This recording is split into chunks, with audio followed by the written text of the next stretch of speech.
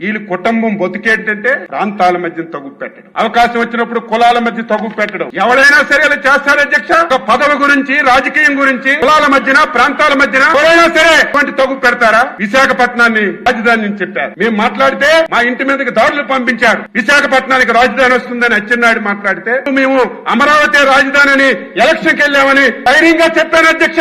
మేము మాటిచ్చాం, అమరావతి రాజధాని రాష్ట్రంలో అన్ని జిల్లాలు అభివృద్ధి చేస్తామని మాటిచ్చామని ధైర్యంగా నిలబడ్డాం అధ్యక్ష. బండబూతులు తిట్టారు, పర్సనాలిటీ మీద మాట్లాడారు. ధర్మాన్ని, న్యాయాన్ని రక్షించాలని కట్టుబడి మనం ఉన్నాం. పోనీ నువ్వు రాజధాని అన్నావు, ఏం చేశావు? 2019-24లో రెండు శాసనసభలో మాట్లాడుతున్నాను. ఎందుకింత గట్టిగా మాట్లాడుతున్నానంటే ఈ రోజు రాష్ట్ర ప్రజలందరూ ఇంపార్టెన్స్ సెషన్ చూస్తారని. ఒకవేళ జగన్మోహన్ రెడ్డి బెంగళూరులో ఉన్నా, వైసీపీ వాళ్ళు ఉన్నా ఈ రోజు సభ చూస్తారు ఏం జరుగుతుందని. ఈ రోజు రావాలి కదా అధ్యక్ష, ఈవేళ రావాలా లేదా? ఇటు బ్రోకర్లతో మాట్లాడిస్తారు. మాకేమీ ఇబ్బంది లేదు, మాకేమీ సమస్య లేదు, మేము రాజధానికి వ్యతిరేకంగా ఉన్నామా, ఎందుకు మళ్ళీ మీరు నిర్మాణం చేయాలని ఇట్లా బ్రోకర్లతో మాట్లాడి